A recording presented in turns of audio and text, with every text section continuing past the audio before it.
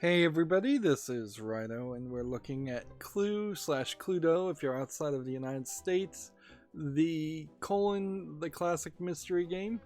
That's the title, at least on Steam, and we're going to have to go through kind of a history lesson right at the beginning as far as Clue games on electronic formats. As you might be able to tell by the looks of it, things certainly have changed in the graphic section as far as what characters look like.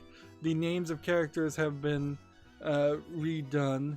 We're launching directly into it, and we can see that they're also trying to sell you a season pass, which is worth mentioning. It says 50% off right now, but on Steam storefront that's $34. So yeah, $34.99. I'm not lying. The default of this game is $11.99 on Steam right now. That is a reasonable price to have a digital version of a board game that's owned by Hasbro that you probably would only pay like $10 for to have in actual cardboard, and you probably will only play a few times. And I can actually attest to this because I purchased like the, I'm gonna say, 40th anniversary version of Clue, and played it exactly one time and then gave it away. And that was a fancy version of Clue, let me tell you. There was little pewter or gold or silver figurines of all the characters. Every single weapon was like out of gold or silver. It was probably close to $100. It came in a nice big metal tin box. But the problem with board games, and personally me, is I never have time or people around to play it. So digital makes a lot more sense. But this is ridiculous because I just don't think there are whales out there who are going to want to buy extra boards and extra characters. Here you can say this is, they've changed the logo to Clue, but they didn't even bother to change this from Cluedo to Clue in the text. This one's made by Marmalade Studio, and if you were to look at the Wikipedia list of Clue games, you would think that this 2018 release was 10 years off the 2008 previous release of Clue, which feels fair. Yeah, every 10 years you'd come in and put in a new game. It was however, it's not quite that accurate. This is actually a slight step back because Electronic Arts had a deal with Hasbro, and they were doing Hasbro Family Game Night. And there were 4 versions of Hasbro Family Game Night. In the 3rd version, you got not only Clue, but 3 other games. Plus, you had a whole infrastructure of like achievements and things, little collectibles, reasons to want to play more of the game than you would really normally want to. Also, in Family Game Night, since that was a console game, and I recall playing it, you had controller support. At least on this menu, as I'm pushing controllers, there's nothing happening. Like, A did pop up the settings, but the D-pad isn't really doing anything, so we'll see if we actually get into the game, if something happens. So there's been a couple of other Clue games, like Clue Fatal Voyage, I think is that what the name of it is, or Fatal Frame. No, it's not Fatal Frame, that's a Japanese horror game. There was this whole series of Clue spin-off games with the characters from Clue that were more point-and-click adventures that would have been more interesting if they'd gone further, but I think only 2 or 3 of them ever got made, and I think most people only remember the very first one. I remember playing it and the puzzles being a little too hard. They've redid at some point Clue to make it a little bit faster, but they've probably undone that. The fact that this is getting published on Steam via Marmalade Studio instead of Electronic Arts is probably a good thing, but there kind of are no heroes at all in this, because EA was trying to get you to have season passes in EA Access, and Marmalade Studio is trying to get you to pay a lot for a season pass. Hasbro is probably the problem more than anything, and they've got to really realize that while they do have a lot of offerings, and this has been a lot worse certainly for the Game of Life, in which there's been 2 or 3 really bad versions of the Game of Life on Steam, and even the newest versions I don't even think that good. Their offerings are only like impulse buys.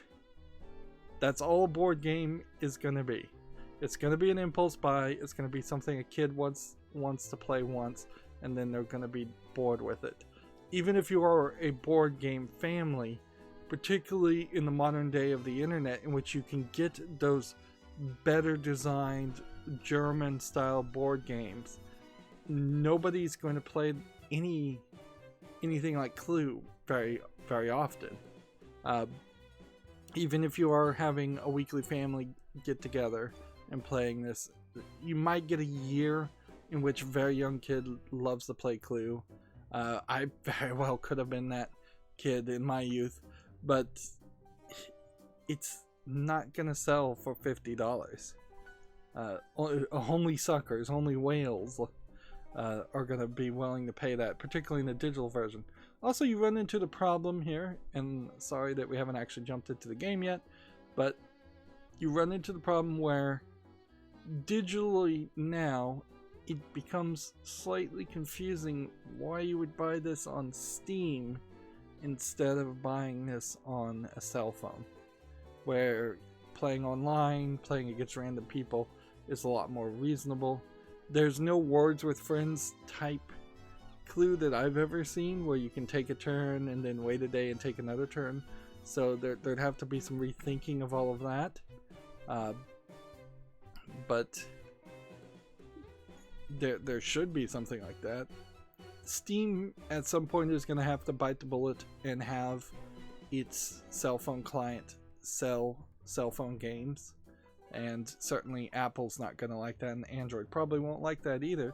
But purchasing a game like this on Steam should by default give you access to a free copy of a mobile version, and Steam has tried to do that with kind of the Steam Link streaming ability, and you could, I suppose, pull that off. It spends a lot of effort to do that, but this is a prime example of something you probably don't want to play on a PC, unless you just don't have a cell phone, which the odds are, if you have anything, you'll have a cell phone and not have a PC, not the other way around. We'll also say, I don't like this logo. I don't understand why you have an extra thing here. Is this supposed to represent a weapon of some sort, this little element? Or is this just an artist being cutesy? It feels like it's an artist being cutesy. Maybe he's trying to make this negative space feel like one of the rooms on the map, or maybe this negative space feel like a hallway, but it really doesn't work. Whereas if we were to think about how you would make the Clue logo real quick, let's see, you've got the pipe and you've got the wrench, so I would make a wrench here and maybe a pipe here, and I would spell out all of the letters with the weapons, have the rope make the C shape. Let's see, the gun, like maybe you get 3 weapons.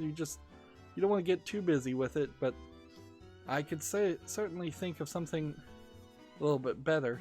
Or you just go with the classic clean Cluedo logo. Alright, let's jump into the game. The settings are basically nothing. By default it was full screen at 1080p, which is my monitor. There seems to be a rule sheet and then user license agreement that I technically I don't think ever agreed to a privacy policy. I guess you can make the argument by using Steam you agreed to both of these, but it didn't pop up anything extra.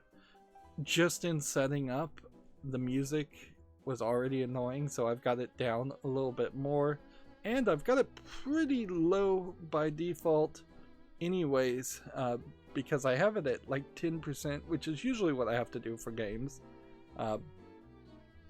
and then 10% from outside the game using the Windows Volume Manager, and 100% inside the game is usually how it works. So you've got some rather loud music.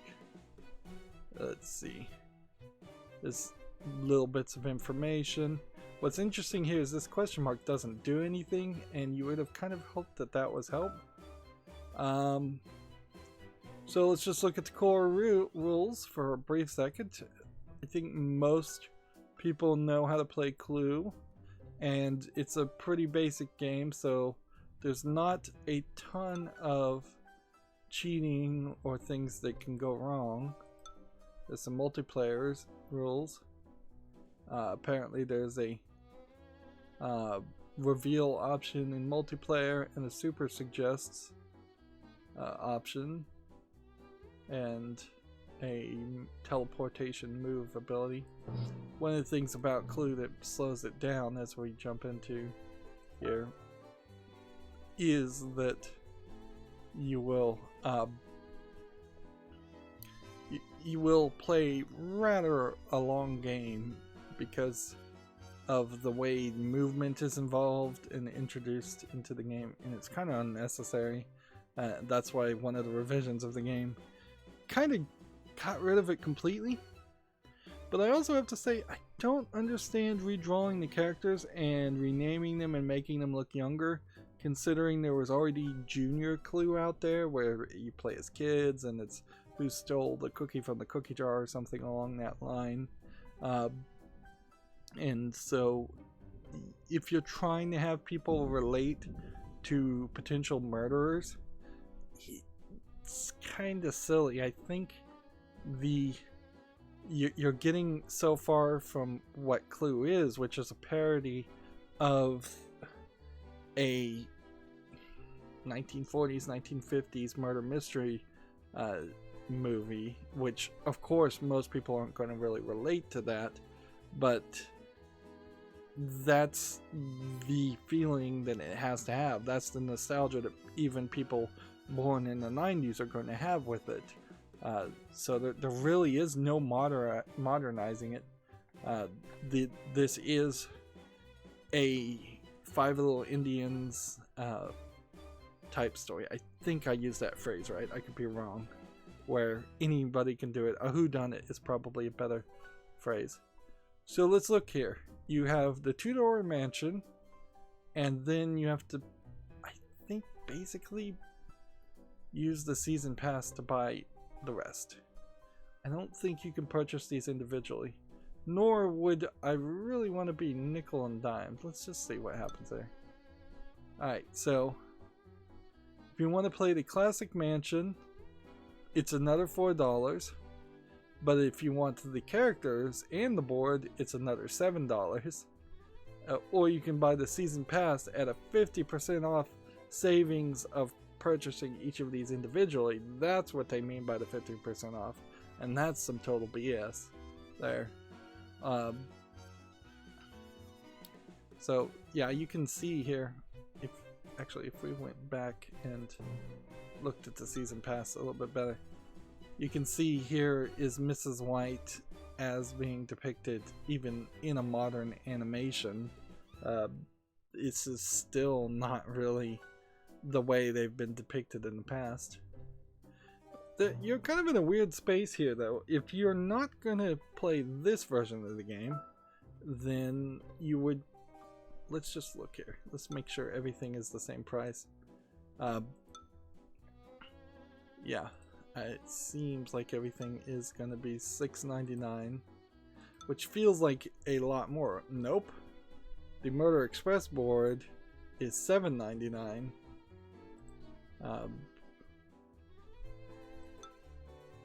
$6.99. They throw you for a loop there. $6.99. And Sherlock is $7.99. So apparently they're paying for a license for Murder on the Orient Express, Agatha Christie story, I believe it is, and Sherlock Holmes, Arthur Conan Doyle story, so they're charging an extra $1 there. Yeah, that feels a lot more expensive than half of $34. Let's see, 1, 2, 3, 4, 5, 6, 7, 8, 9, 10. 10 at $7 would be 70. Yeah, that's a lot more expensive. 50% off is a rough estimate. Okay. So,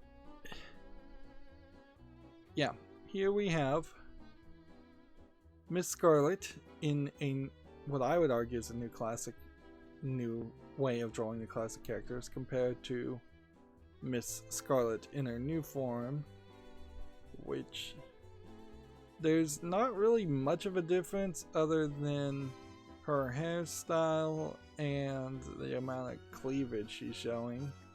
You have a red dress with a slit along legs, so are you a leg man or are you a boob man? Or woman. Here we have Professor Plum, who looks way too young and way too hip to be a professor compared to an older Professor Plum. Honestly, I kind of do feel like if it is going to be premeditated, contrived murders that to hide your actions, it is much more believable that an older person would pull that off than a younger person. Here we have Miss Peacock in a blue dress. She doesn't even really look that young when you look at her face, compared to Miss Peacock being drawn very, very old, and I like her dress a lot more. Here you have Colonel Mustard as an explorer, still kind of an old guy, but redrawn, definitely with a different hairstyle. Like, this guy feels like an actual colonel, although I think his medals are probably on the wrong side if he's supposed to be in the US Army. Whereas this guy feels like he goes by the name Colonel, or his first name is Colonel, and he's just some hunter. Here we have Mr. Green in a cool green jacket compared to Mr. Green being clearly a banker or rich person in general. And here we have Dr. Orchid, which is a complete jump from Mrs. White. So they've just completely gotten rid of Mrs. White as the help, or I guess maid. I guess maids are unrealistic. Or perhaps there was just an argument here that they wanted to balance it out and have people of means and ability. Although, you put any backstory you want on it, you could still say that Miss Scarlett is a socialite who never worked a day in her life. You could still say Miss Peacock inherited money and never has never worked, and then Dr. Orchid may be the only one that actually has any education at all. Mr. Green could be a male gigolo for all I know, and so is true for Professor Plum. So there was something to having a working class type character in Miss White that is kind of missing here.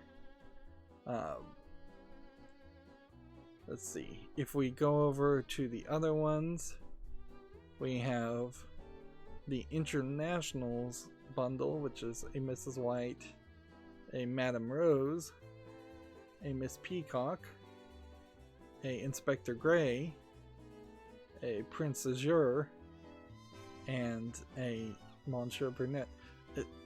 Looking at these, it's almost as if somebody is trying to draw like visual novel anime characters. They're just trying to make them more attractive when you kind of don't need that, and it kind of doesn't help any. Here we have a character just named Plum, and in the Hollywood version, so you have Scarlett, Plum, Peacock, Mustard, Green, and Orchid.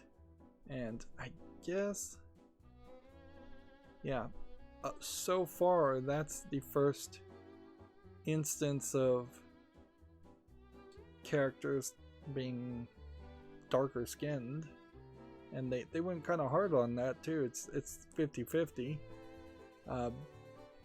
Here you have Prince Azure, and maybe this guy's supposed to be Latino, Latinx. Yeah. The problem here is you have only 6 characters, and I don't even remember that there was only 6 characters. I thought there was 9. So here's the Murder Express one.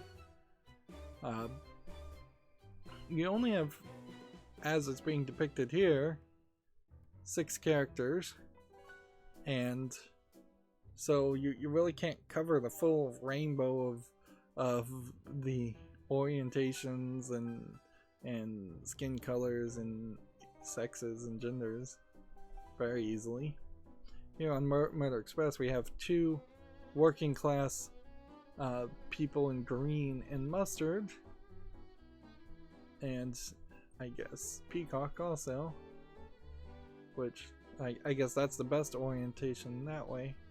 But this is 9 people actually, because you have Dr. White down here, Peach, and Maharaj Brunette. So yeah, you're doing a really nice gambit here of 9 characters.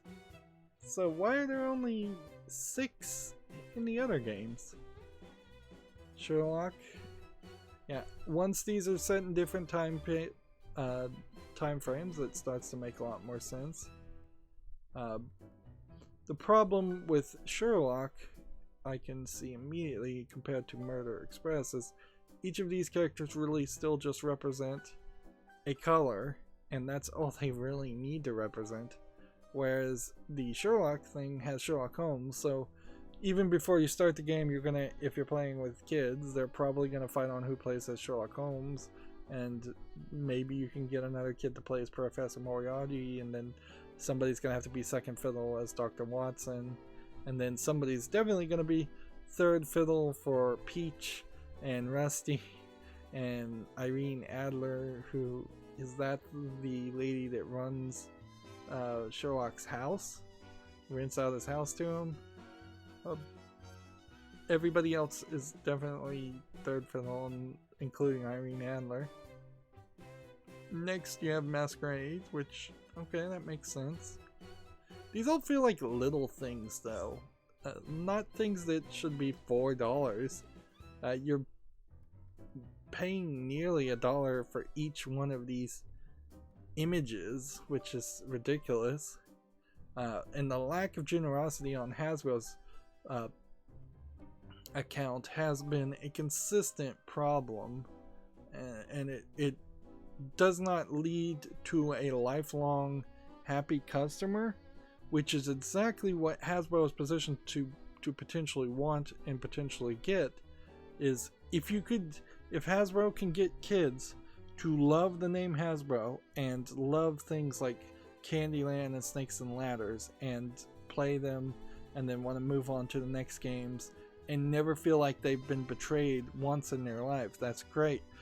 But unfortunately, Hasbro is a lot more like, I want to say Similac or powdered milk for infants. They kind of just screw you, and that's a long story you can investigate yourself, but they kind of rip you off and take the money and run, whereas something like Gerber, which I think sells Similac, could potentially move forward. There could be a whole line of Gerber food for 1-year-olds, 2-year-olds, 3-year-olds, 4-year-olds, all the way up to like breakfast cereals and lunches for kids going to school in like elementary school, junior high, high school. Like, you could really expand that name but they don't kind of need to do that because Gerber is just owned by some shadow mega corporation like so many other people companies are, and they probably, the same people that own Lunchables, there's a good chance owns Gerber. But yeah, I'm getting a little off topic there. The point is, people should be in love with Clue. They should be in love with Hasbro games in general, and they just aren't because of these terrible decisions that you'd have to be insane to want to buy all this. Even if it was 50% off for real, if it was down to $17, you're still paying $6 more for the season pass than you're paying for the original game, which clearly this is just a pay to start and then pay more to go further. Alright, so we've been over Wild West several times, in case you haven't seen. Native American, interesting. First Native American, and then you have just a beefcake is basically all I can say as far as the Wild West green. Again, feels like they may have hired somebody who's more accustomed to drawing visual novels and anime, and they're trying to have a Western style to it, and that's nice, but the intention and the target audience seems a little off here, because I kind of think Clue is for 7 to 16-year-olds. Like, I don't think it's teen and preteen. It's not M for mature for sure. Next you have Snowy Peaks, which there definitely have been stories of murder mysteries where people get snowed in, but translating that to Clue actually is a pretty dumb move. It's just an excuse for another outfit set, at least as far as we can tell, because there's no way to actually see the boards. Perhaps the Snowy Peaks board does something really amazing and you slide around more like snakes and ladders. Perhaps each of these boards does something really amazing, but without like a pre-rendered video showing me that, or an animated GIF or something, or just letting me see what the boards are, even being as generous as saying you get one free play of every board, or you perhaps have to watch advertisements. You could certainly integrate a whole system here where you can play. They could have said you could play any of these boards as long as you watch a 2-minute ad for Hasbro products, and they could just promote the other Hasbro products. They got plenty of things to sell. It would be great cross promotion to be pushing things like the Game of Life or well, Monopoly or anything like that. Monopoly is another great example of just terrible versions that have been sold over and over again, and people, I think, are getting kind of wise to it. The vampire set here doesn't seem like it's all vampires. You have Scarlett, which drawing a vampire and pale face is not great, and then you have Plum, who's more of a Dr. Frankenstein, and then you have Peacock, who is a Van Helsing vampire hunter, and then you have Mrs. White as a ghost, and then you have Green as a vampire, as a Frankenstein's monster, and then you have Colonel Mustard, who again I would just put is kind of being depicted as a beefcake more than anything. Like, I have no idea what career he's supposed to have in this vampire set with only one actual vampire. I guess you probably wouldn't want to call this the Universal Monsters theme, but you could have called it the Halloween theme. That would have worked just as well. And yeah, again, really, really weird that there's only 8 characters to pick. Next we have Egyptian Adventure, which seems like it's somewhat modern, so it's not ancient Egypt game. And so they're going to throw in this case, a couple of Eastern characters.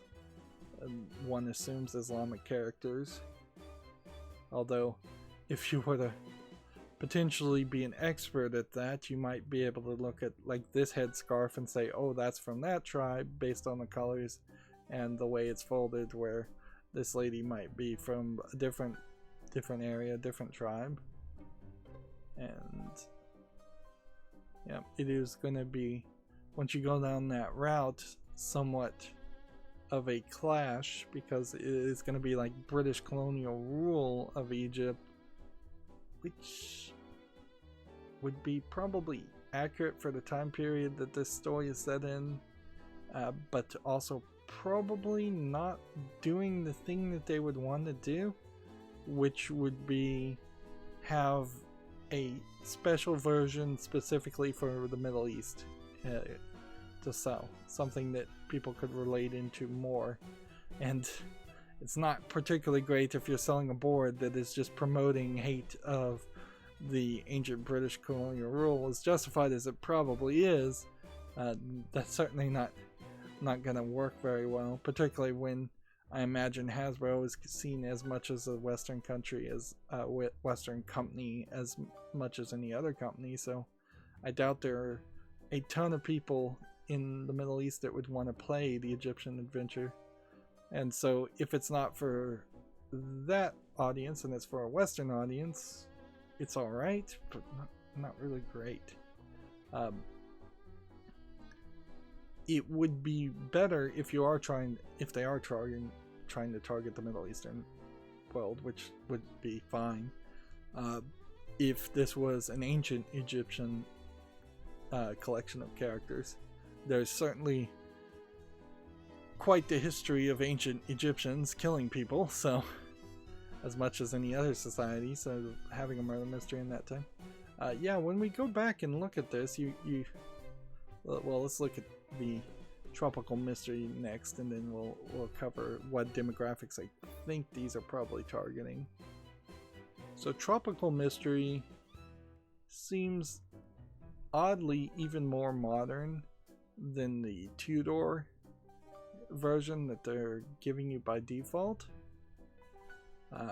So maybe tropical mystery actually plays differently, but that's about all I can really say about this. You have Captain White in this instance, and then a character just named Plum again, and a character just named Scarlett, and just named Peacock. And green is a servant, so you got another working class character in there. Going back to here, this guy is probably a general in an army still, and this guy's an adventurer. This guy's a guide, and I imagine she would be of some royal heritage. This is adventurer. Alright, so let's look here. What is the actual demographic that we're getting? And yeah, are we actually ever going to get into a game? Maybe, maybe not. At this rate. Tudor is clearly the default. It's the thing they want to promote. And it's really not doing much other than promoting new art, which isn't great. Honestly, I feel like had they spent more money on an animator, they could get more drawings, more different images of the characters, and more characters in general. It seems really weird that there's only 6. Classic is clearly going to be trying to sell itself to people who are old and don't like change, which I might definitely be in that group. But then Classic is different. Like, this totally does not look like the Clue I remember. And let's be honest here. The Clue I remember is probably about 50% the Clue movie, which I think that is probably the best long-lasting Clue spin-off thing otherwise. International doesn't feel like it really markets itself to international. Hollywood doesn't really feel like it's marketing to people in Hollywood. Murder Express is clearly for fans of the Jane Austen orient on the Murder Express story, which, fair enough. I know who would buy that. Sherlock is clearly for people who are fans of Sherlock Holmes, so fair enough, I know that. But Masquerade might be for people who like Shakespearean style plays, but I don't know if that's a huge audience. Wild West might be for people in like Texas, but yeah, I don't know if that really is a big enough audience of people in Texas that want to play a intellectual, complicated, a slightly more complicated game like Clue. And not to insult Texans, but let's just be honest.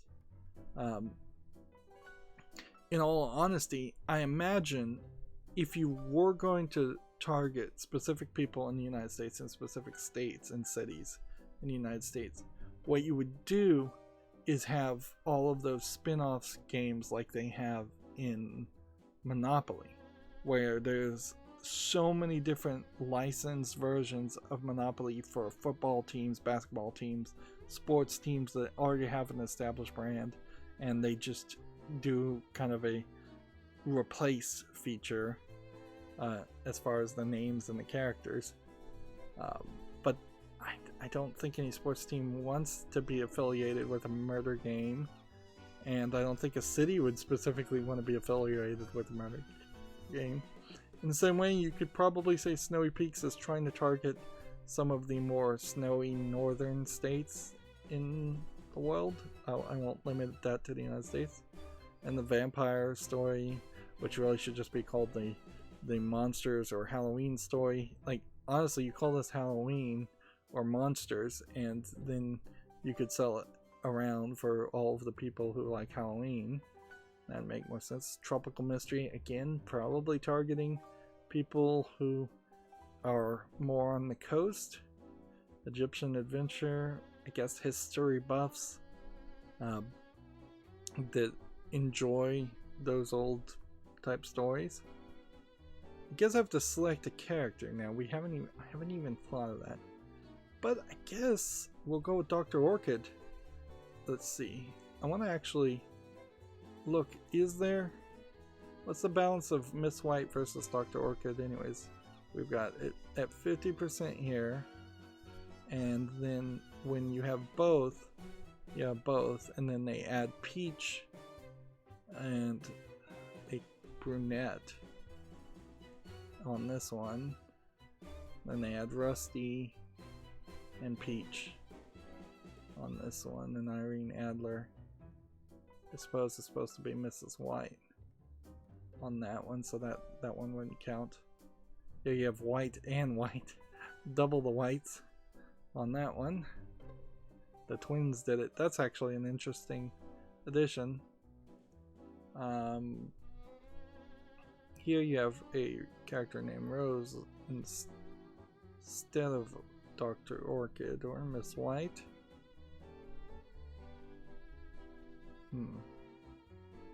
Here you have Miss White. Here you have Miss White.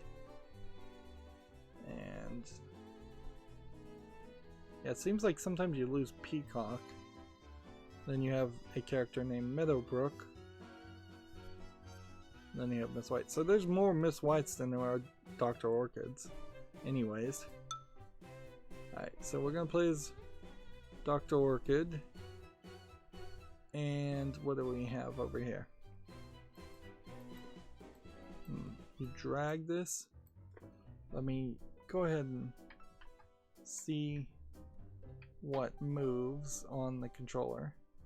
Still seems like there's no controller support. If there is partial controller support, I don't know. I think these, if I were to guess, are these kind of death cards. They're like hour cards. And what they do is speed up the game. If you draw like the 8th card, you die. I think was what I was reading there. You have an easy, medium, and hard. Let's just go with easy. And do we want to add more characters? I guess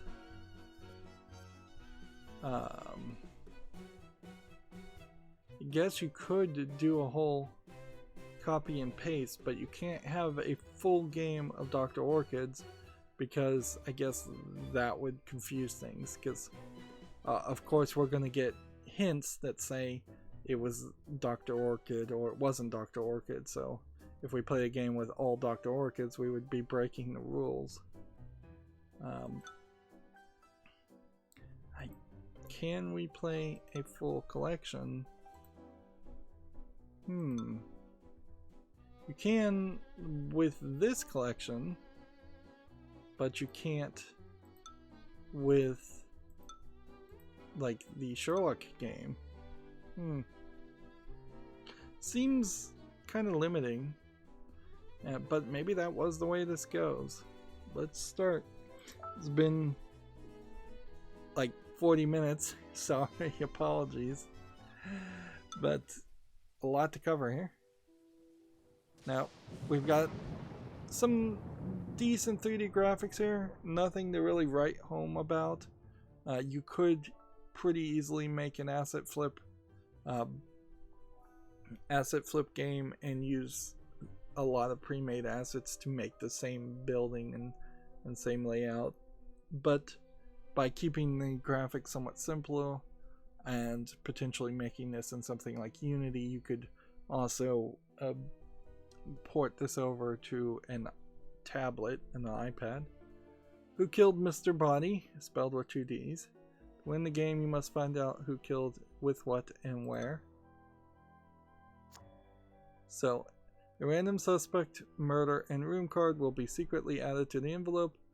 These are the murder cards. We don't have any like button here to say I know this already or don't give me tooltips. I'm going to hit the A button. I'm going to hit the B button on the controller, X button, and Y button. Up and down on the left stick and right stick. Up and down on the D-pad. And start button. So there is no controller support at all, when it would be fairly easy to have some controller support.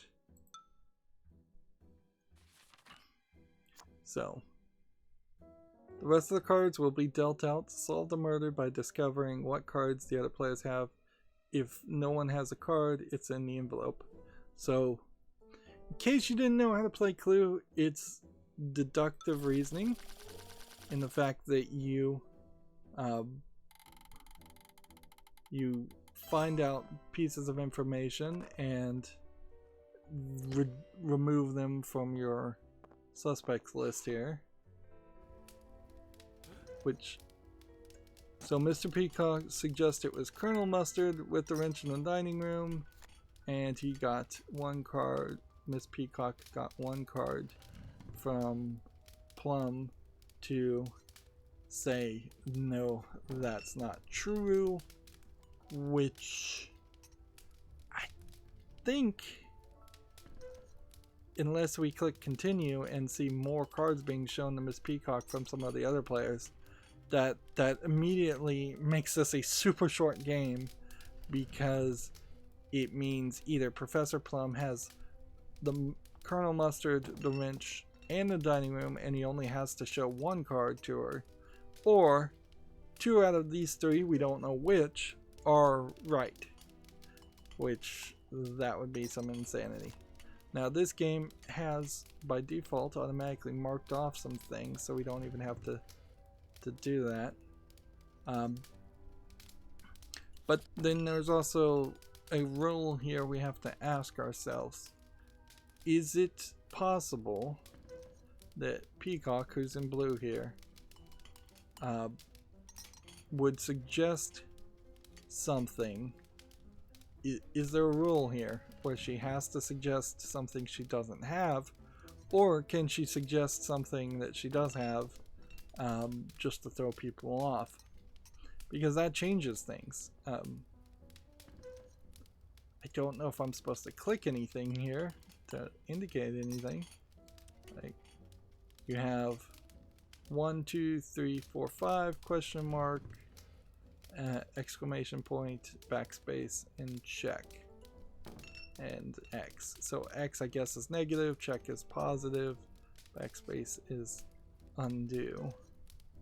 They're trying to make this very global.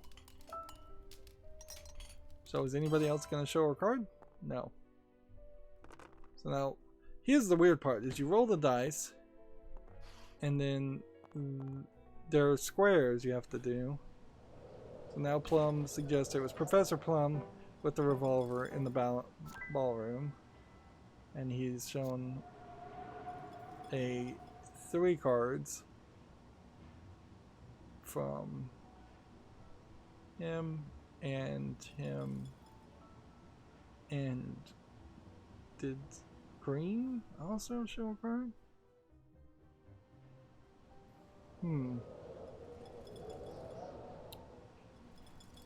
I am confused because I only saw him being shown 2 cards.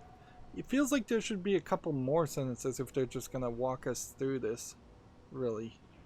No, he did see a card. He saw a card from me. Which card did he see?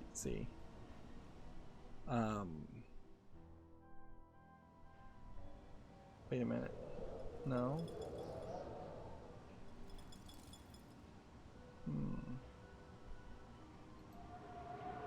He wouldn't have seen a card from me, so I said no, I don't have any cards, because I don't have anything that would match this. So it wasn't me. And this guy said yes to all 3 and showed all 3? Or is it just suggesting I need to mark off one of these things? I can't. Peacock here doesn't have any indicator around this. She doesn't have a check marker otherwise. So I'm a little confused on how this is playing out and how this is depicting things. It's moving kind of quickly. There's no dialogue here. It would be fairly easy to record lines of dialogue and have it voiced. Let's see, Mustard suggested it's Orchid, and he gets 1 card from Green. And that seems to have marked something else off.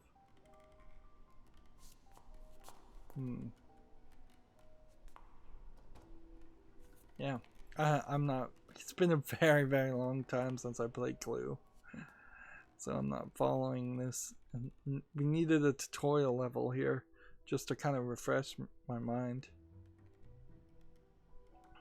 Well, these are not crossed off, so the X's probably are supposed to be an indicator of there's a chance that it's negative, not a guarantee that it's negative.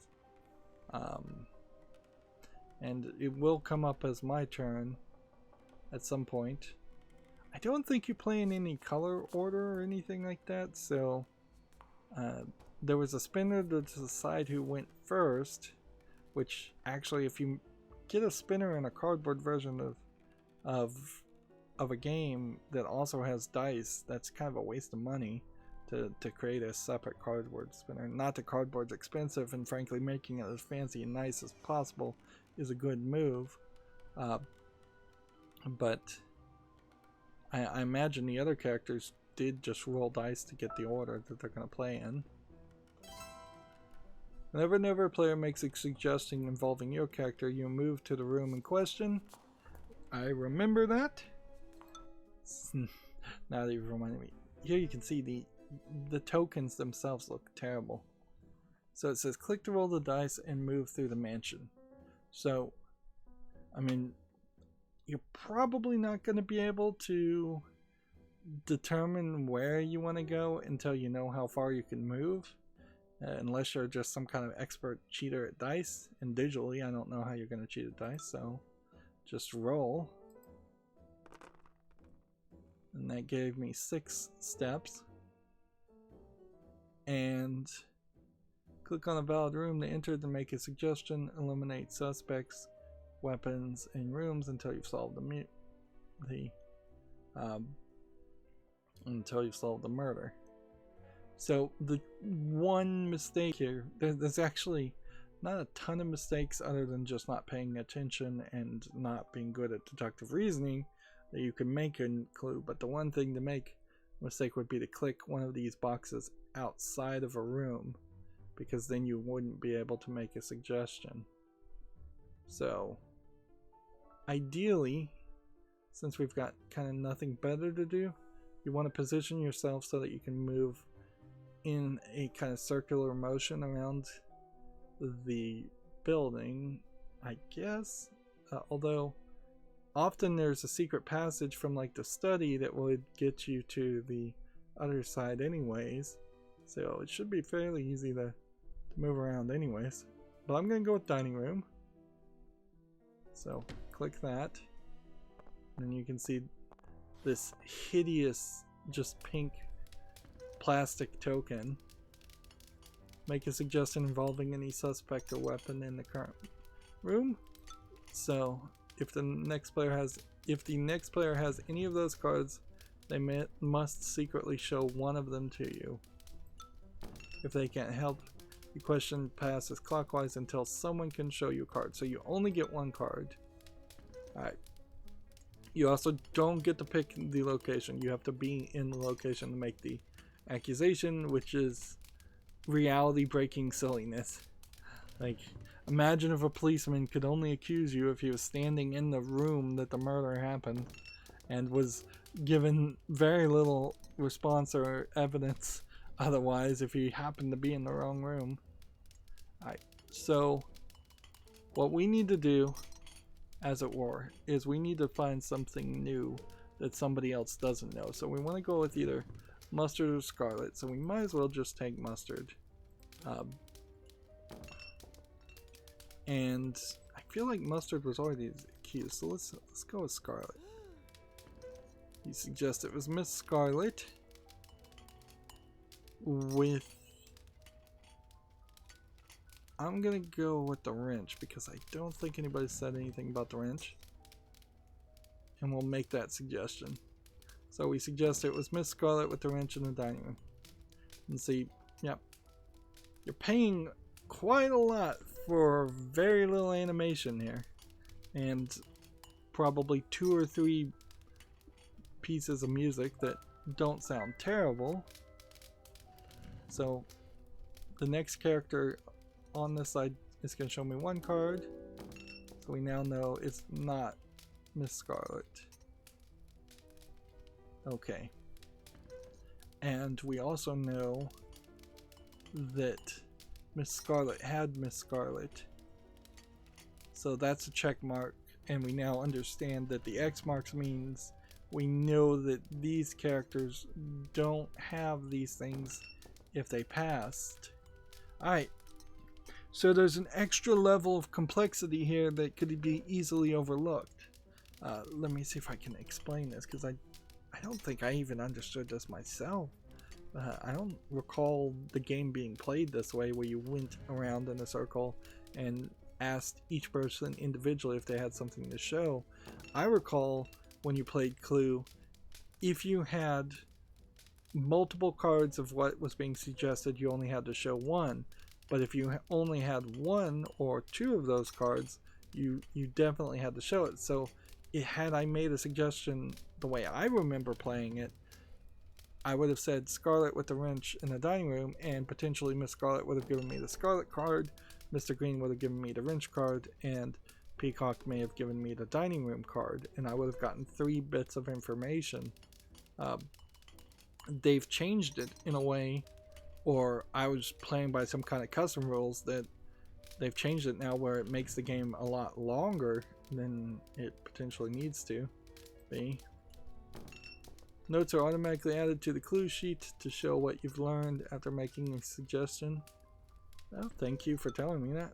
A tick means, yeah, it's a little late to be telling me this. A tick means that another player has that card. A cross means they don't have it. Your own cards have a line through the row. If no one has a card, it must be involved in the murder. Use the clue sheet to take your own notes and make deductions. So does that mean it's going to stop auto-deducing things? Like, let's look at the settings here. There's basically no settings here that clearly you would want some of this. If you want more of a challenge, it should be not auto-filling out information. Or at the very least, there should be a way to get rid of the tooltips. Feels like that's going to happen every game. Either that, or I get the tooltips on the first game, and I'll probably never even play a second game, so I'll never know. Right. So, at the end of our first turn, we want to just end our turn. We don't want to make a final accusation. It's very early. If you're wrong in any way whatsoever, it's game over. It's kind of obvious, though, that there's a kind of lack of there's a lack of simplicity here. I would argue even playing Clue Jr. is a little bit too complicated for kids. Clue has never really felt like a game for kids. I mean, even if you think your kids are geniuses, you still have to get potentially 2 other genius people to play with them. But I believe there was a game called Clue Rush. They were trying to make a whole line of Rush games. Uno Rush, I think, is perhaps one of the best ones for the Xbox 360 Live Arcade.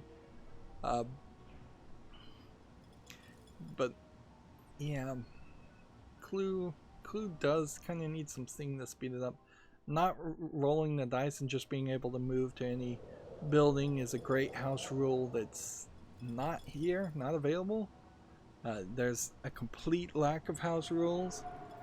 Being able to make an accusation and not lose, or make one mistake on an accusation and not lose, would be a great house rule. Playing the way I used to play would be a great house rule. And maybe those house rules are locked behind the season pass, but boy, that is a high price to find that out. And since this is all digital, you kind of just need to click continue. Like, if you don't want to think about it at all, you very possibly could just click continue, continue, continue until your board fills out and only really have to think about things during your own turn. This is the second time Professor Plum has suggested himself. Now, is that a strategy to not move other characters around? Or is that a strategy to potentially prove something that we don't know? Like, it's either Professor Plum or Orchid or Mustard at this point, as far as we know. And so we'll have to see. This AI may just be programmed to make accusations every time. Well, actually, that was Miss Peacock accused Professor Plum. And then Professor Plum accused Miss Peacock, which would have had... Wait, this actually has some information in it that we need to recognize. Now, we have Miss Peacock, and we did not show Miss Peacock. So, either the lounge is right, or the lounge is wrong, or the wrench is wrong. Or he has both the lounge and the wrench. I don't know how that bit of information helps us too much. We could say question mark on this and question mark on that and get a little bit more information from that.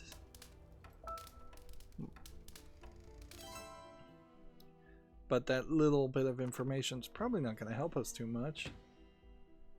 And will it overwrite my choices if I put something in here and make a mistake? Professor Plum and the lead pipe.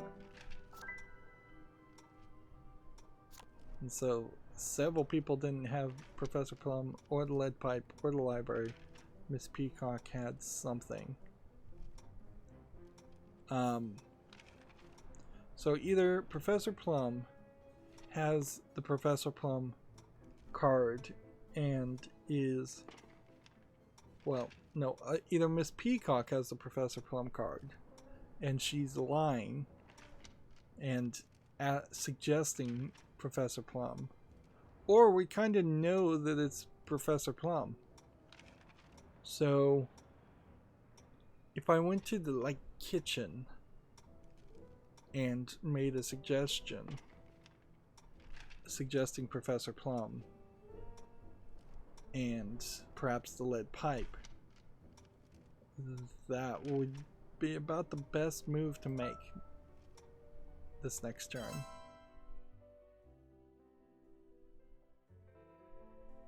Because if I can lock down Professor Plum easily, then I know one of the 3 bits of information. But I can't even make it to the kitchen on such a terrible roll. So we've got to make an accusation in the ballroom. Alright, so since we're probably going to get the ballroom, the thing I'd like to see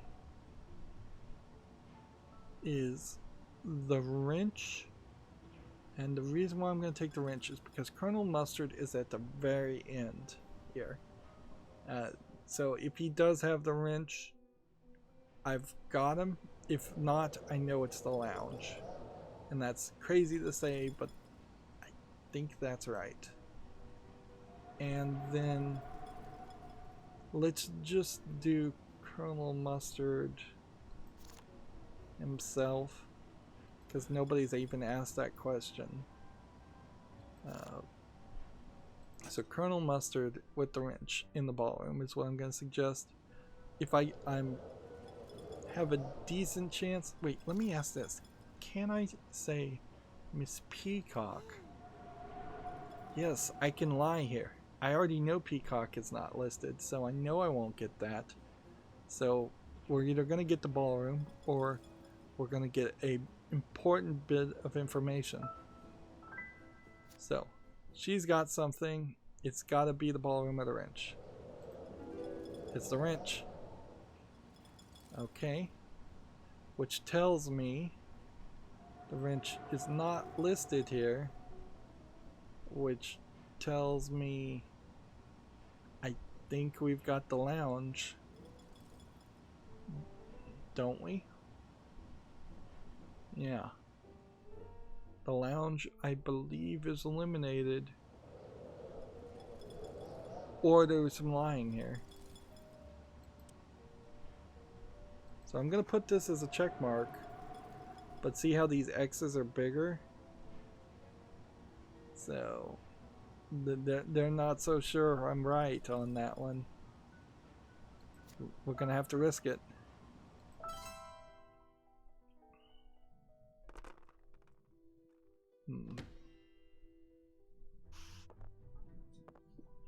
Yeah, this looks really bad, and it just goes to the plastic 3D models specifically. So he just showed something which I am at can't be the kitchen card. So he either showed the candlestick card or the Mr. Green card. And since it wasn't me that was showing that and I have the Mr. Green card, we then know it was the candlestick card that he showed. So we should mark that off.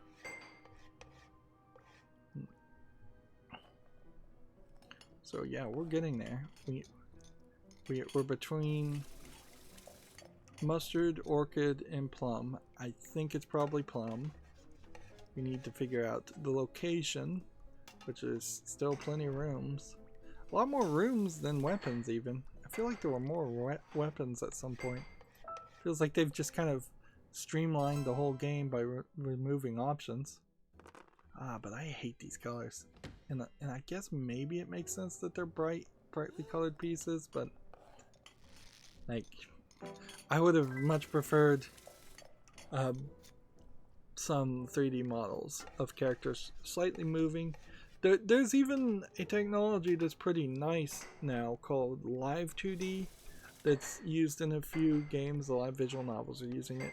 And you take a 2D image and then you draw some points in which it can kind of wave back and forth, and it makes something that is stationary look like it's kind of just standing in place, kind of moving but not really moving too much, and gives a lot of lifelike feeling to a 2D image without actually having to make a 3D image or go into a more complicated 3D animation loop. Something like that would be very helpful here. But yeah, 3D models would be very appreciated. A way to zoom in kind of would be nice too. I don't think a way to do that. So let's see. Are we going to get anything from this bit of information? Doc Green suggested Dr. Orchid with the rope. And what do we know? In the kitchen. Well, we know it's not the kitchen.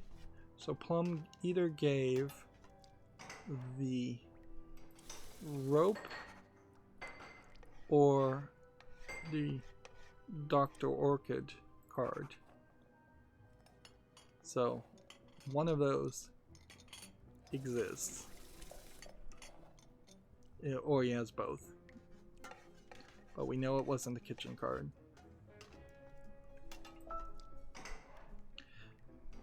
It probably is a little early for me to have gone to the kitchen if I could have actually made it that way. Because I do need to see rooms. And like this could be a kind of long process to just walk to different rooms and figure out which room it is.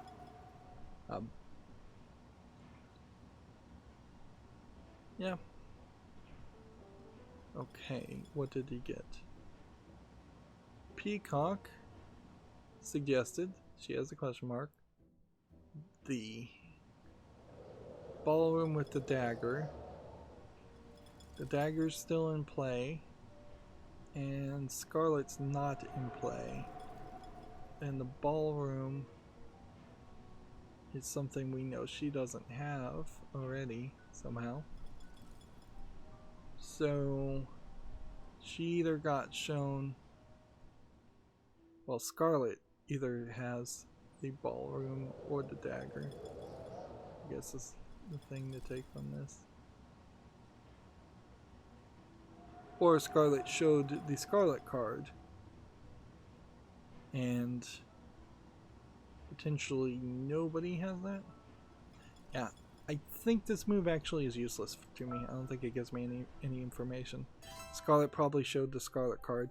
Since you have the opportunity to decide which card you're going to show, you would just show the same card over and over again and hold the other one in the same place. So as people continuously accuse Scarlett in the ballroom, if you're holding Scarlett in ballroom, you're not going to be able to do it. So I'm the first one to be able to help.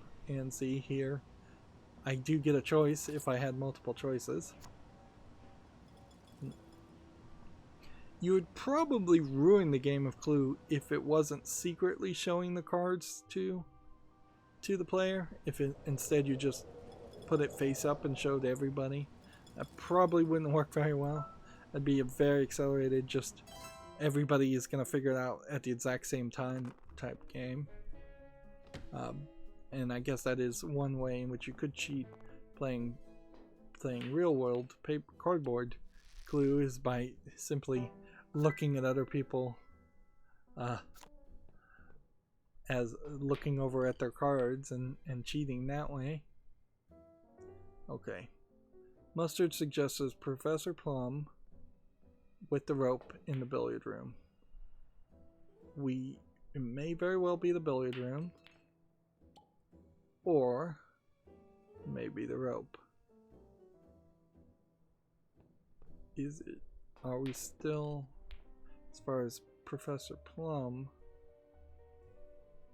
Yeah, I don't think that tells us anything because Miss Scarlett could be holding too many variables.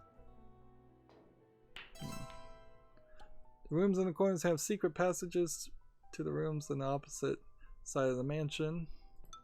So we're getting tutorialized. Where are we? Even. I guess we're getting tutorialized as things are happening.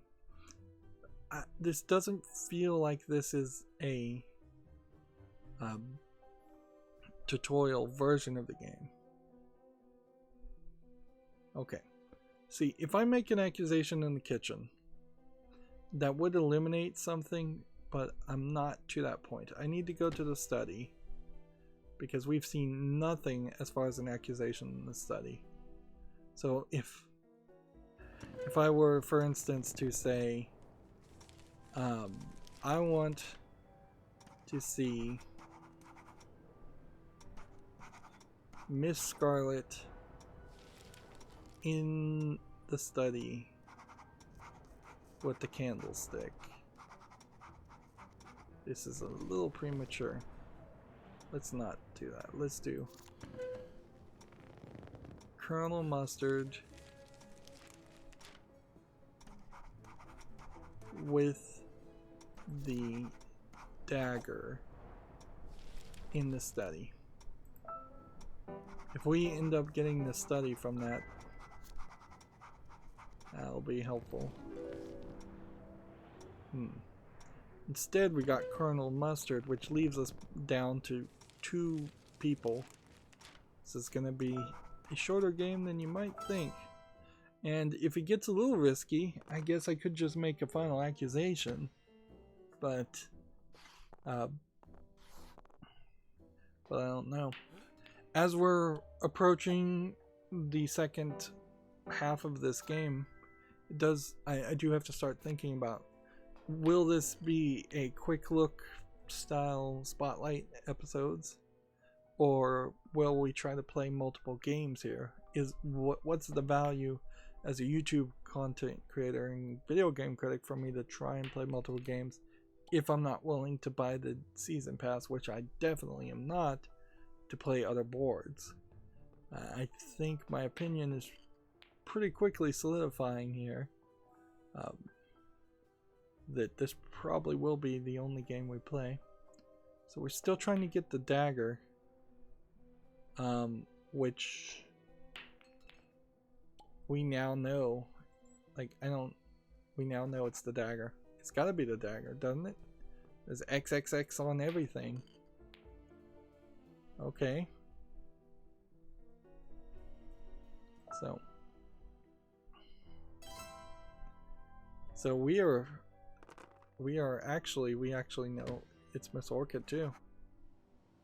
So now it's literally just, do I tip my hand, or do I, for the locations?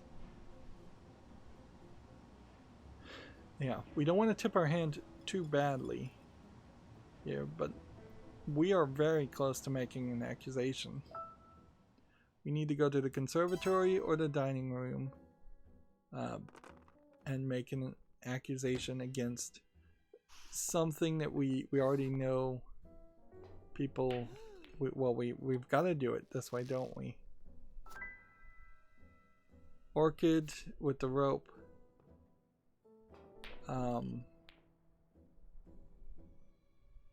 So she was just shown, let's see, she had to have just been shown the billiard room. So that's, you click it twice. Billiard room's out.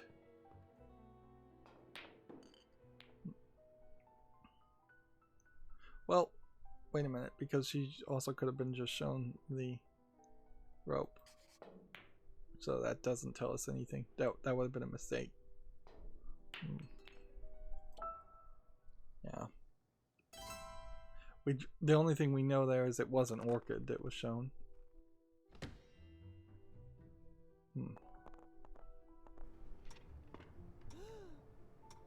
Plum suggests Dr. Orchid with the dagger in the library. And so she was just shown the library, so we now know the library is not it. And we could, I guess, mark off some of these.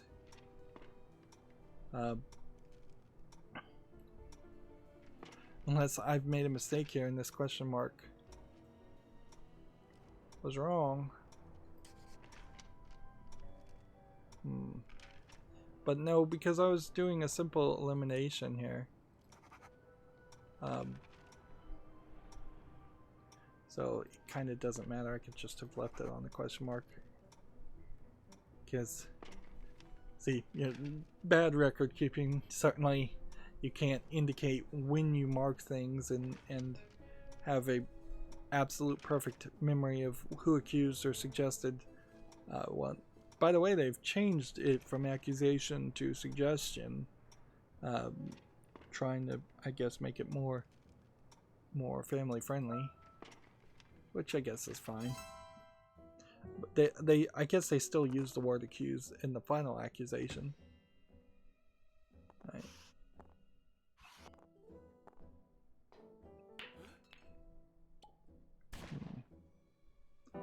So Plum with the revolver in the billiard room.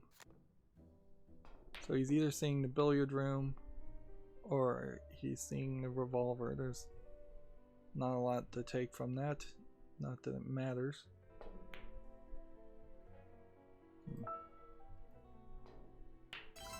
Yeah. I don't know how to play this any differently. I think I have to just go Orchid, Dagger, whatever room I'm in. And that's pretty much all I can do, or that's the best thing to do. But that the first time probably won't tell anybody anything of importance. The second time will probably tell a lot of people a lot of information. So do I want to eliminate the billiard room I'm already in, which people seem interested in? Or do I want to potentially go to the study so I can go around to get to like the dining room and the hall? I think I have to go to the study because it is closer to these two regardless. So we're going to go to the study. And we're going to do Orchid, Dagger. If we get nothing, then we've just gotten really lucky. And we can make the final accusation and win. If we get Orchid or the Dagger, then we screwed up somewhere and we have to reevaluate our life.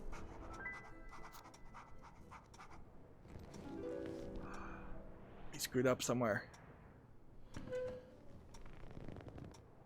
So it's Plum. Okay. Okay, so I made a mistake. We can recover from that. That's fine. Maybe I made a mistake somewhere else. So I didn't murder anybody. So we know it's Plum, the Dagger, and if somebody else makes a final accusation, that probably would be the triggering thing to go ahead and make a final accusation ourselves.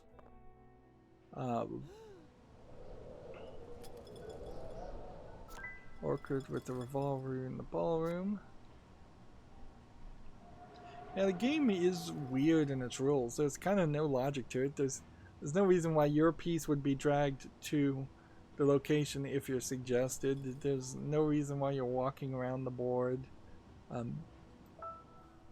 The idea of a murder mystery being done in a board game format probably isn't the best way to do a game of a murder mystery. It would make a lot more sense if this was more of a choose your own adventure novel, or with better writing because of that format, or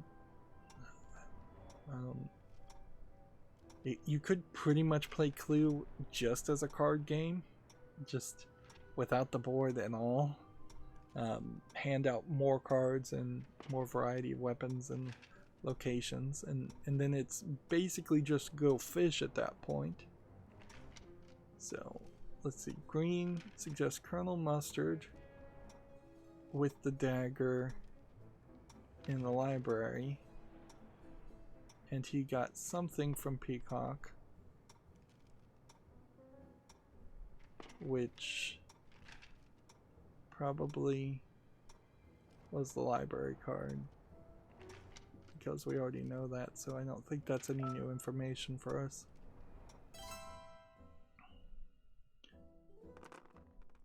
Well, yeah, we know it's actually the library because it has to be, because I have green and I didn't show him green. Peacock suggested it was green in the candlestick in the conservatory, so we know it's not green. Could it be the conservatory or the candlestick? Let's see.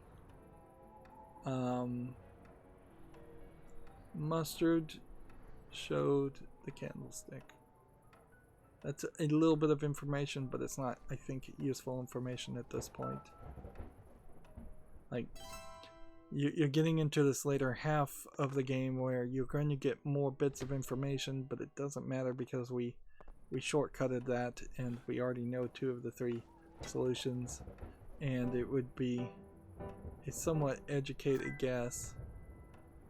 So this is Plum suggests Colonel Mustard with the lead pipe, which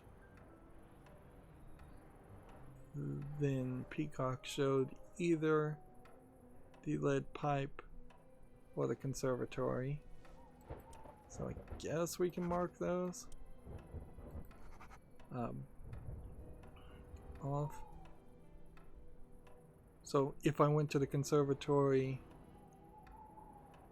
and made an accusation, I'd probably get the conservatory from Peacock. So that might be a good plan. That might not be. I don't know if you're really getting a lot of extra bits of information based on the number of people that say they don't have cards, because that's kind of a false assumption.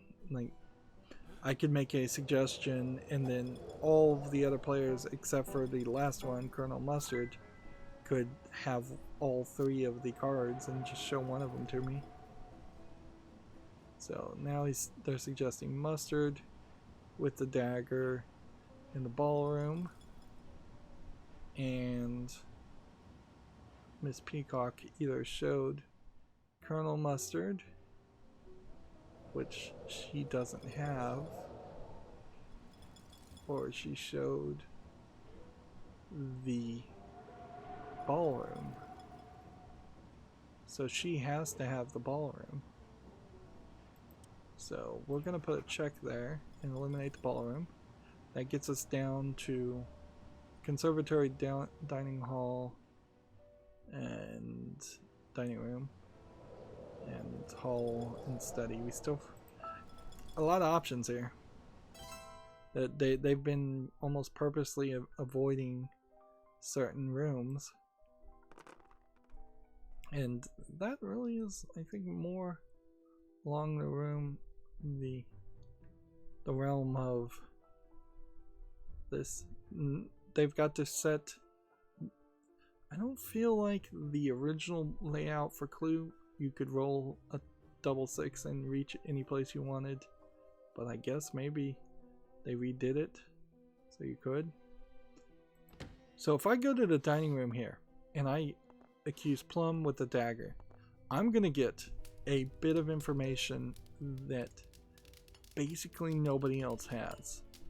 Either I win the game because nobody has any of those cards and I know it's the dining room, or I know that it isn't the dining room where nobody else knows that. So Plum, early on Plum was accused, dagger in the dining room, and green shows me the dining room.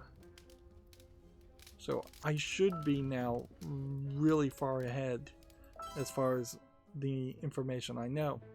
course, I'm playing against easy AI, so they're probably pretty stupid in the first place.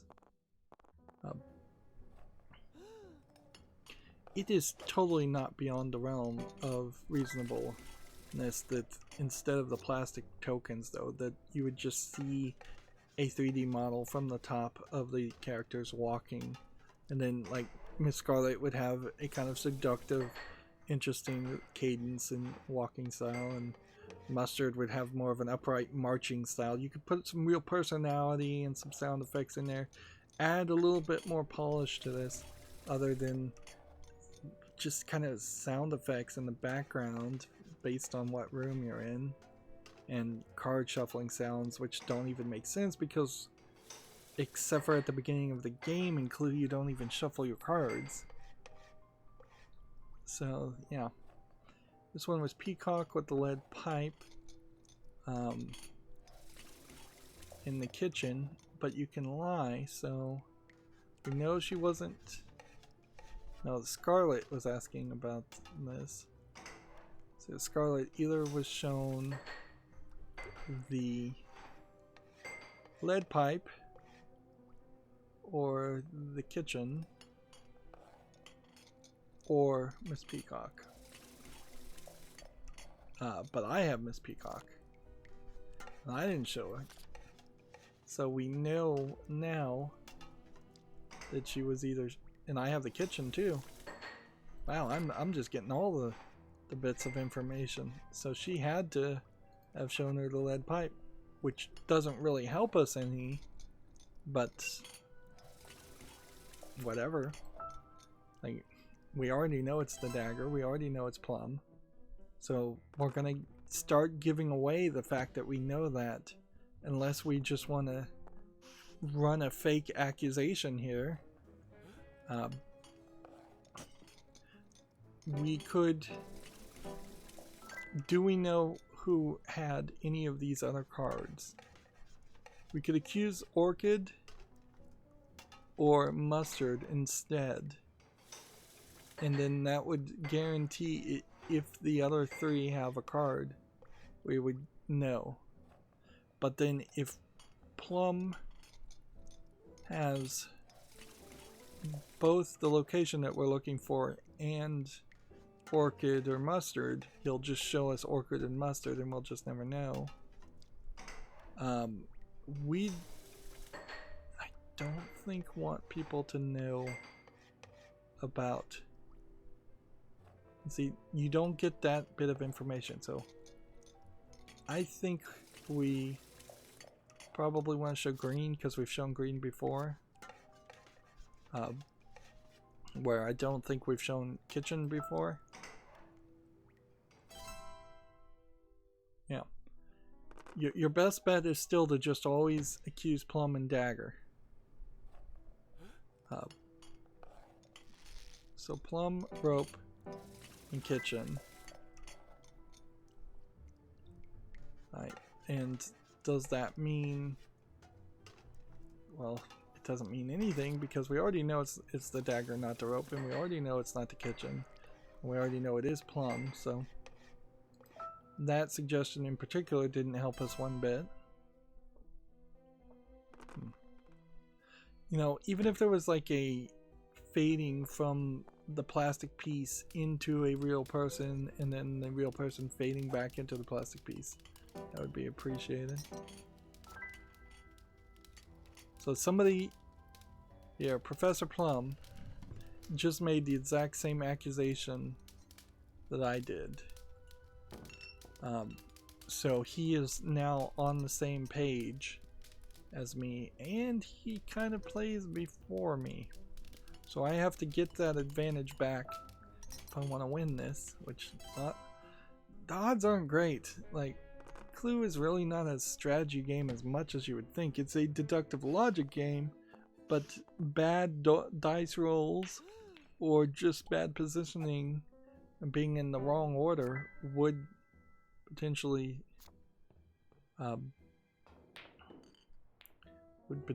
ruin your chances of winning before someone else. Let's see, you can make a suggestion in a room. They cannot stay there. Next turn, you must move on. Interesting. So that's fine because I didn't really need to make another suggestion in whatever room I'm in. And another big roll. So it's let's go make an accusation in the hall, which nobody has done a lot of that. This orchid color looks fairly clear, fairly similar to the plum color. Plum with the dagger. I don't feel like the hall was ever a room before. Again, we might get lucky. Might not. So we're down to the conservatory, the billiard room, and the study. So it would be a 1 in 3 guess. Whereas I don't know if any of these other people are anywhere close to knowing. See, if you're playing real world cardboard Clue, you'd probably want to chat up the people and distract them and play some mind games, put on a good poker face. But in this case, I don't know. Well, we've just got it down to 50-50, I guess. It says the conservatory is 0 for everybody. So that leaves the billiard room and the study. And I guess if we see we win next game if we make it to our next turn. Which, okay. Yeah, because as long as we can get in the billiard room or the study and make an accusation, either it's right and we see no cards, or it's wrong and we see 1 card and we can, by the process of deduction. Nobody was able to help. Alright, so they've just won.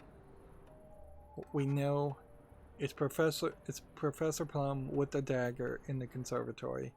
And Mr. Green knows it and he should make an accusation, and Mrs. Peacock knows it and they should make an accusation. Mr. Plum knows it and they should make an accusation, and Mustard knows it and makes an accusation. So unless the AI on easy is just downright stupid, or thinks Professor Plum has asked a question in which he is holding one of the cards and they're double thinking it, everybody should make an accusation at that point, and particularly Green, and yet he didn't.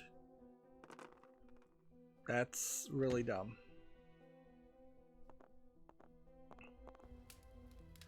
Yeah, really, really dumb logic here.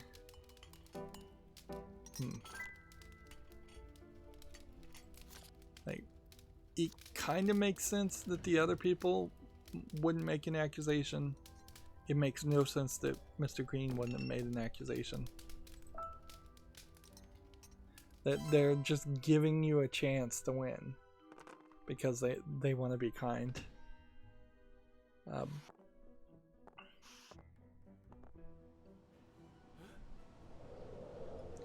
Yeah, I'm not really asking for too much here. If this was priced, and maybe I did get this on sale for like $5, even at $5, though, you're getting kind of a bare bones experience. There's not a lot of polish here. I feel like playing a regular board game, cardboard version of Clue would be much more enjoyable than the digital version. The fact that you don't have like access to a free mobile version, and this isn't and playing this on Steam is also a problem. You run into the problem with Tabletop Simulator also. There is that game where you can simulate any number of board games with your friends, and it often feels like if you just buy Tabletop Simulator instead, maybe you have to pay some extra DLC to play Clue or get the Clue pieces, but you would then have one local place where all your friends would get together to play multiple board games. And that is part of the beauty of board games in general, is the idea that If somebody doesn't want to play Clue, you could pull out Monopoly. If somebody doesn't want to play Monopoly, you can pull out Snakes and Ladders. If you are one of the board game type people that has a whole shelf or perhaps an entire collection of board games. There's literally no bit of information that I can get, either unless I've just made a huge mistake. And I don't have to be in a room to make a final accusation. So it's not even a case of the game forcing me to be in the conservatory to accuse the conservatory. I guess that's what we would want to do on this third very good roll, is we could try to run to the conservatory, but there's kind of no reason. So we'll just run over to the lounge, which I don't know if we even looked in the lounge. We'll just go ahead and accuse Plum with the dagger, and we'll get the lounge card from, I think, Mustard.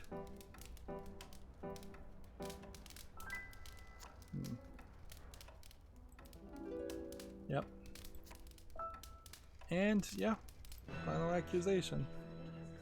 Dr. Orchid is gonna make an accusation. So we know it's Plum, and his name is circled. We're accusing Professor Plum with the dagger, and it's circled. And then is the background gonna all change here? In the conservatory. Yes. Background did change. Accuse. We get to turn them over one at a time. This is a weird animation. It's basically showing the pointer finger bending down and touching the card. That's not really what I would have imagined a click was supposed to represent. Plum. So we're right there. And you get the little orchestra violin building up the tension. Dagger. So we're right there. And conservatory. Who would have guessed? Every single character except for Scarlett knew that information and should have guessed it before me. And yet they were so dumb on easy that they let me win. So I have no idea if perhaps easy means they let you go one round when they really shouldn't, and maybe medium, or well, you'd almost have to assume that hard means they would play right and accuse when they actually have the information. Medium would have to then be, if it's nothing else, that they give you 2 rounds or 1 round to make an accusation on medium, and easy must be 2 or 3 rounds before they make an accusation. So let's see, what do we get for winning? We get an ad for the season pass. Pretty pathetic. Pops up immediately. You get this prestige profile frame. What does that do? Seemingly nothing. It definitely does seem like you've got, maybe you get some kind of pointage if you played against real people, but that's about it. Let's see. Your online people per country is 3,000, and if you just assume that a lot of these numbers are made up, seems like you can get about 1,000 out of a total player base, according to this, of 10,000 people. 10,000 people having bought and played this game at least once is pretty low, considering it's been out for at least a year. I guess maybe if we go to global, you can see some of these numbers are almost certainly cheated. Globally, 19,770, so just shy of 20,000 players, although seems to be some differences based on that. and that score didn't do anything at all for me. So just look quickly at this. Number of players, any. Tudor Mansions. And then we'll just click cancel. So there's no options there other than the number of players, whether it's 3 or 6. Play with friends means you could host a local game, which does seem to have an app that works with it. Let's see. In order to play local multiplayer, each player needs a mobile device and a free Clue Sheet companion app, or Clue, the classic mystery game app, both available on the App Store and Google Play Store. The Clue Sheet companion app probably just gives you the clue sheet. You install and launch the app on a mobile device, and then you enter the passcode. If you want to own the mobile version of this game, which again, you probably deserve to get a free copy of this if you buy this on Steam, and vice versa. You probably deserve to get a Steam code for the PC version if you buy this on iOS or Android. Now, I'm sure those 3 different companies between Apple, Google, and Valve would all want to cut, but there's ways to kind of get around that too. So there is a mobile version of this game. I would probably recommend the mobile version more than the PC version. Let's see. And it clicked. The other things you could do to play with friends. There's no hot seat option at all. Nope, you can't just tell people, have a mode where people turn around and don't look, which a hot seat option in local multiplayer would be nice, but I don't know. Unless this app is free, I guess that would be the one thing. Let me just look. My phone's right here next to me, and we've been going long enough. Anyways, let me just type into the Android Play,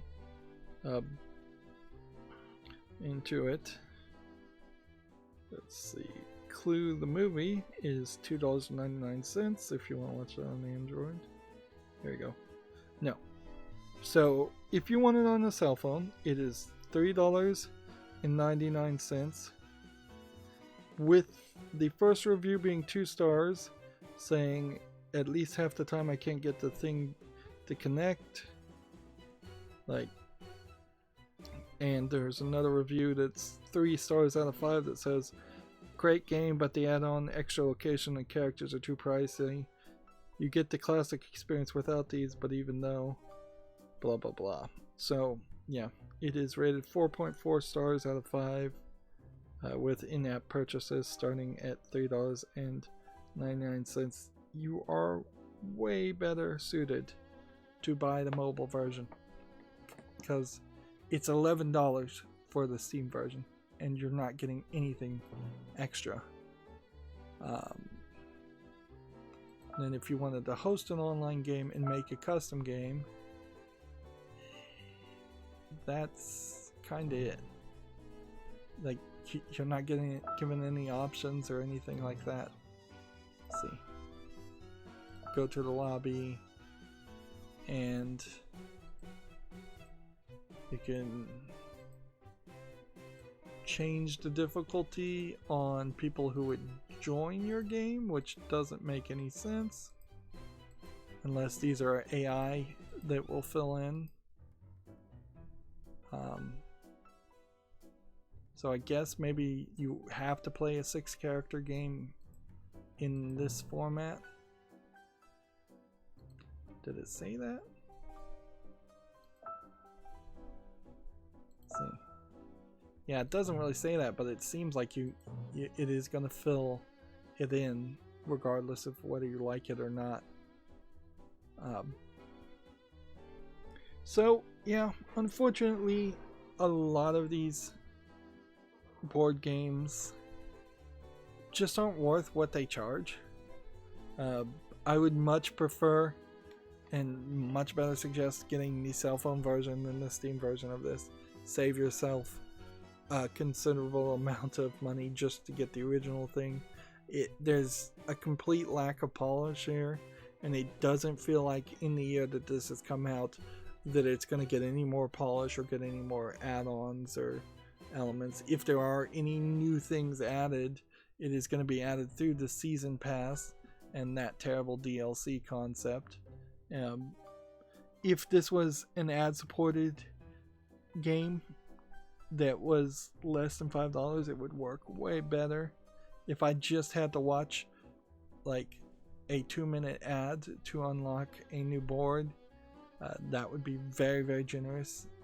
Hasbro has plenty of toys and plenty of board games that they could promote and cross-promote and get free advertising instead of trying to milk people who are fans of Clue out of nearly $60 worth of, well, nearly $50, $44, $45 worth of money just to play a very limited number of boards and number of characters.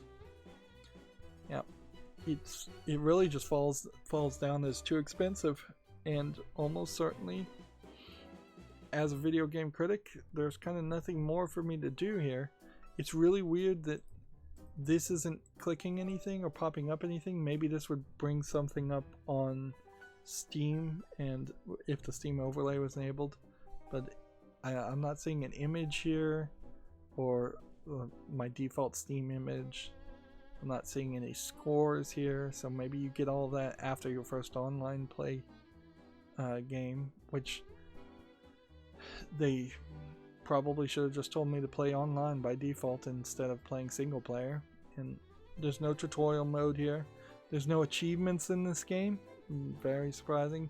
Yet there are Steam trading cards, quite a lot of them, for no good reason. Another way in which people are bilked out of their money and trained to be microtransaction whales. It's just missing a lot of polish. Also, you have this character who, he was one of the characters we saw, but I can't really place him, and he's given quite prominence. He's the only face in the background whatsoever. Yeah, we've gone really, really long, and this is going to be a spotlight. There's no way I can have a series in which I just play more games of Clue. They will play exactly like you saw them. Either that, or I'll try to play online and run into all kinds of terrible connectivity issues, which I imagine, like, maybe the Steam version has decent connectivity, maybe it doesn't. I can't really state there, but I wouldn't be surprised if it does have some pretty bad netcode. It wouldn't have to really be too demanding to play this game, so you theoretically should be able to connect with the slowest internet you can imagine and it still work perfectly fine. But I wouldn't give them that benefit of the doubt. That's going to be it for the spotlight, and it has to pretty much be a pass in my opinion. Maybe spend the $4 on the mobile phone version, but I would check and make sure you can play the mobile phone version against your friends without somebody having to have the Steam version. But even then, maybe you just skip the mobile phone version too, because you could probably get Clue from a junk shop for about $5 used, or you could buy it from a toy store slash grocery store for maybe $12 to $15 if it's not on sale. Yep, that's it for this recording. As always, I ask you to like, share, subscribe, comment, and watch every second of my videos, because that helps me with YouTube and tells them that my videos are worth watching. If you want a friend or follow me on any social media sites, there's a bunch of links down below in the description box. And if you want to support me further, there's a link to Patreon, or you can friend me on Steam and gift me a game off my wishlist.